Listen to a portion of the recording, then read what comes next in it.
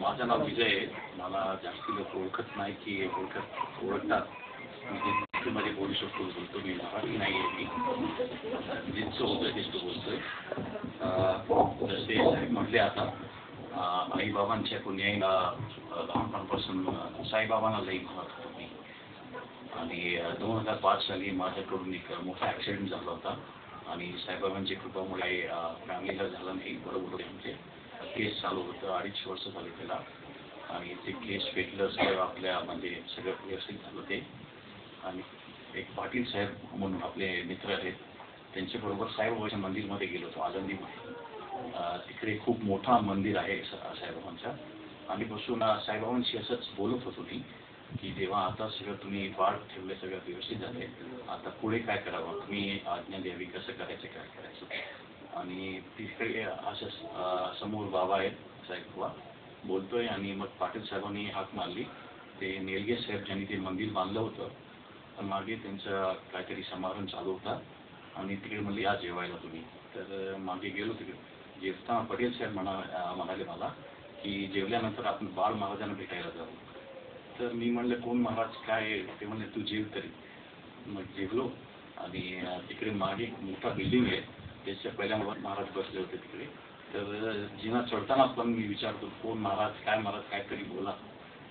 तर काय बोलणे म्हणलं चल वरती. तर वरती गेलो तिकडे आणि समोर एक मोठा हॉल आहे. असेच महाराज समोर असे खुर्चीवर बसले होते. ही गोष्ट 4 ऑक्टोबर 99ची आहे. ती महाराजांचं वय तेव्हा काहीतरी 16 वर्ष होतं तेव्हा. ते तिकडे बसलेत समोर. आणि या बाजूला बायका बसल्यात, या बाजूला पुरुष बसलेत. एक 40-50 लोक बसलेत. आणि जसं पाय म्हणजे हे चपला काढले, एंट्री मारली आणि समोर महाराज मला हाक मारून म्हणले अरे माझ्याशी काय बोलत होता. तर मी चुकलो. मी म्हटलं मी ओळखत नाही, काय नाही. आणि असंच मला म्हणतात की काय रे. मी जरा जवळ गेलो आणि तिकडे अक्षरशः ज्या मनामध्ये बोलणं मी साईबाबांशी बोलत होतो की तेव्हा काय करायचं, आता काय करू, व्यवसाय काय करू, परत म्हणजे दुबईमध्ये होतो अगोदर. तर तिकडे परत जाऊ की कसं करू, ते काय इतकं म्हणजे मला जे होतं ते सगळं सांगून इतकं झालं. आणि अक्षरशः रडत होतो तिकडे. आणि जे काय झालं, ॲक्सिडेंट झाला. आणि ॲक्सिडेंट झाला जास्त साईबाबांचं नाव घेतला तर सगळं व्यवस्थित झालं नाही. आईवडील जे मेन होते सगळं त्यांना काही झालं नाही. आणि इतकं म्हणजे प्रेमाने सगळं सांगितलं. आणि ते पटेल साहेब एक होते ज्यांना सगळं माहिती होतं. तर ते पण एकदम अक्षरशः हे होते की आज विजयचा उद्धार झाला, त्याला साईबाबांनी साक्षात दर्शन दिलं. आणि मला पण असंच इतकं प्रेमाने बोलले, सगळं सांगितलं. आता म्हणले मला की 6 महिन्याने तुला परत पाठवतो आणि सगळं व्यवस्थित करतो आम्ही. आणि जसं महाराज चेअरवरती बसले होते, मी नमस्कार केला. तर महाराज आपण माहिती असेल की महाराज जेव्हाही कुणी नमस्कार केला तर असं हात ठेवतात, ते डोक्यावर कधी हात असं ठेवत नाही, म्हणजे साक्षावर देत नाही. तर त्यावेळी मी बसलो. मला त्यांनी इकडे बसवलं, जसं बसलेत मला असं बसवलं. आणि मी आपला गुपचूप नमस्कार करते सारखं. म्हणजे इतका चांगला दिवस म्हणजे साईबाबांनी साक्षात दर्शन दिलं.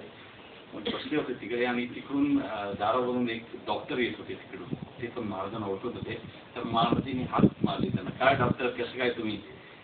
तर डॉक्टरनी नमस्कार केला. हे त्यांचे मिसेस आणि लहान मुलं होते ते आले.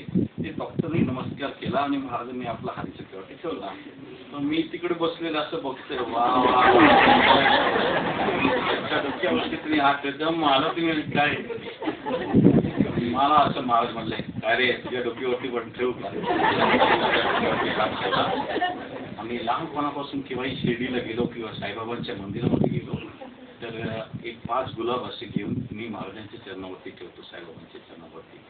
तर त्यावेळी जेव्हा मी साईबाबांच्या मंदिरात बसलो ते 9:30 वाजले असते. तर 10 वाजताची जी आरती असते त्याच्यासाठी ते पंडित तयारी करत होता आणि ते पण गुलाब घेऊन महाराजांच्या साईबाबांच्या चरणावरती ठेवत होता. तर जेव्हा मला हाक मारली पटेल साहेबांनी, मी असं जात होतो तर मी म्हटलं ते गुलाबाचं फूल ते भेटायचे काय नशीब असेल त्यांना भेटमध्ये. तर त्यावेळी जेव्हा बोलत होते ते म्हणले काय रे तुला ते फूल पाहिजे का माझ्या चरणावरती ठेवले. अक्षरशः ते एक माणसाला त्यांनी पाठवलं तिकडे, ते गुलाब आणून माझ्या हातात दिला. आजही तो गुलाब आहे माझ्याकडे. पण इतकं म्हणजे प्रेम आहे बादलांचा इकडचं. आणि बरोबर 6 महिन्यांनी बरोबर मी परत दुबईला गेलो, नोकरी लागली, सगळं झालं. असंच शुक्रवारी सुट्टी असते दुबईमध्ये, शनिवार रविवार नसते. तर झोपत होतो, महाराज स्वप्नामध्ये आले आणि असं आलं की आमच्या बरोबरच दुबईमध्ये आहे. आणि दुबईमध्ये ज्यांना माहिती असेल की तिकडे रेंट लई जास्त आहे, तिकडे आपण विकत घेऊ शकत नाही, तर खूप आहे. तर आमच्याकडे एक लहानशी छोटीशी खोली होती, ते आम्ही दोघं राहत होतो. तर असं झालं की महाराज इकडे आहेत. तर संध्याकाळी फोन केला महाराजांना आणि महाराजांना म्हणलं, देवा असं होतं की तुम्ही स्वप्नात आले, म्हणले की दुबईमध्ये आहात तुम्ही. ते म्हणले पासपोर्ट दिलाय मी येतोय. आणि असं चुकलं, मी म्हणलं की आता येत आहेत महाराज, लहानशी खोली राहणार कुठे. ती होती शुक्रवारची गोष्ट. आणि सोमवारी सकाळी मला फोन आला बायकोचा, म्हणली की एक जागा आहे तिकडे, एक पेपरमध्ये ॲड आलाय की 2 रूमचा फ्लॅट आहे, जे आपण याला रेंट भरतोय त्याच रेंटमध्ये तो माणूस द्यायला तयार आहे. गाडी वळवली, गेलो तिकडे. जसं दार उघडला, कृष्णाचा समोर मूर्ती आहे. त्याला सांगितलं हा घर माझा. आणि इतकं खुश झालो, रात्री जाऊन त्याला चेक दिले, सगळं आपलं नावावर करून घेतलं त्याचा. आणि महाराजांना फोन केला, इतकं फक्त बोललो नाही, खुशी होती इतकी. फोन लावला, बोललो हॅलो, म्हणले झाला का. म्हणून काय देवा व्यवस्था झाली ना, काय सांगू. त्यांच्या पुढे काय पाहिजे आपल्याला, इतकं म्हणजे स्वतःची व्यवस्था करून घेतात. आताही ते येतात आणि त्यांचं जे रूम आहे त्याच्यामध्ये राहतात, आमच्याबरोबर प्रेम आहे, इतकं आहे ते इतकं करतात. कुठेही काय झालं. आम्ही त्या पहिल्या वेळी आले होते ना, तर एक काळ्या रंगाचा शर्ट होता, ते नेहमी घालायचे. ते असं आलं की आणि ते शर्ट परत ठेवून गेले. माझं भांडण झालं होतं ऑफिसमध्ये आणि लई डोकं फिरलं होतं. म्हणजे ते गुरुवार दिवस.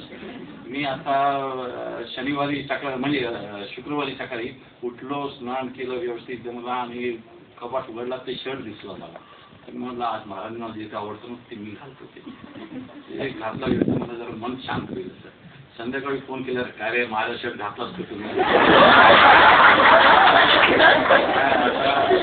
तुम्हाला इतकं सांगतो की इतकं जवळ करून घेतलं आणि इतकं ध्यान तुम्ही करताय की आणखी काय पाहिजे सगळ्यांना. आपण इकडे बसलो, इतके सद्गुण आहेत आपल्याकडे. इतकं हे करा की मी जानेवारीमध्ये आलो होतो इकडे. आम्ही जसं परत गेलो आणि एक शुक्रवारीचीच गोष्ट आहे, मला असं इकडे इकडे जेवलो दुपारी आणि पोट म्हणजे इकडे दुखायला लागला. हळूहळू थोडं होतं, मला म्हटलं काहीतरी खाल्लं असेल म्हणून काय झाला. मग हळूहळू वाढत गेलं. मी बाथरूमला गेलो, मी म्हटलं बघू काहीतरी मी म्हणजे हे होतंय की काय आहे. आणि त्रास वाढायला सुरुवात केला. म्हणजे मला आत्ता बाहेर निघतो, महाराजांना फोन करतो आणि हॉस्पिटलला जातो. आणि फोन घेतला बाहेर येऊन आणि असा, तर महाराजांचे 3 मिस कॉल येऊन घेतले, फोन वाजतोय. तसं कसं असतं की आम्ही सद्गुरूंना फोन करतो, त्यांना म्हणजे हे आणि 1-2 दिवस पण नाही फोन केले, कार्य फोन केलं नाही म्हणून असं होतं. तर आम्ही रोज त्यांना फोन करतो, कधी मनात काय शंका आली काय झालं तर सांगतो. त्यावेळी 3 मिस कॉल आणि चौथा करतोय. फोन घेतला, जा रे लवकर जा हॉस्पिटलला, म्हणले तुला ते किडनीचा स्टोन येते. आणि अक्षरशः तिकडे म्हणलं तू जा, काय घाबरू नको, जा तिकडे. गेलो, ते डॉक्टरने सांगितलं आहे ते स्टोन आहे तुला. आणि इतका त्रास होतो स्टोनला, जेव्हा कुणाला झाला असेल तर काय सांगायचं. ते पेन किलर दिले, हे दिले. ते म्हणले की तुम्ही या 10 दिवसात नाही निघाला नॅचरली तर आपण बघू पुढे काय करायचे. महाराजांना परत फोन केला की देवा असं असं 3 दिवसात निघतंय म्हटलं. त्यांनी दवाई घेतली आणि ते अँटीबायोटिक्स असतं ना की लई स्ट्रॉंग असतात, लई पोटाची वाढ लागते. तरी मी महाराजांना म्हटलं की लई पोटाचं वाढलं. ते म्हणले हो, ते जा त्याला सांग 3 दिवसांनी. ते म्हणले जा सांग त्या डॉक्टरला ती खडा निघालाय. आणि ते अक्षरशः डॉक्टरला भांडून ते सांगितलं 10 दिवस लागतात. मी सांगू नाही हो साहेब निघालाय. 3 दिवसांनी त्यांनी परत दुसऱ्या दिवशी बोलवलं म्हणजे आणि सांगितलं एक्सरे हे सोनोग्राफी करा. ते म्हणलं की निघालाय.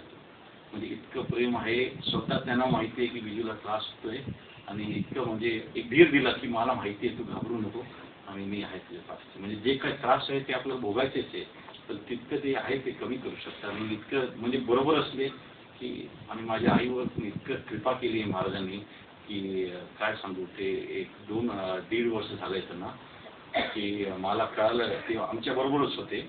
आणि आईचं मला कळलं की तिला हॉस्पिटलमध्ये नेले आणि ICU मध्ये आहे. तर मी जर घाबरलो, आईची खूप जरा जवळ आहे, तर इतका घाबरलो. तर महाराज म्हणले आणि ते मला जानेवारीपासून सांगतात की मी येतोय आणि आले एप्रिलमध्ये. तर ते म्हणले की त्यावेळी तू घाबरला असतात आणि तू हे झाला असतो म्हणून यावेळी मला तुझ्याबरोबर म्हणून यावेळी आलो. आणि दुसऱ्या दिवशी त्यांना इतका त्रास झाला की महाराजांना की त्रास होतोय की ते म्हणतात की माझा पीठ आणि पोट इतकं दुखतोय की रात्रभर झोपले नाही ते इतके त्रास. मग सकाळी त्यांना आम्ही हॉस्पिटलला घेऊन गेलो. तिकडे त्यांना इंजेक्शन दिलंय, हे सगळं दिलंय आणि बरं झाले ते.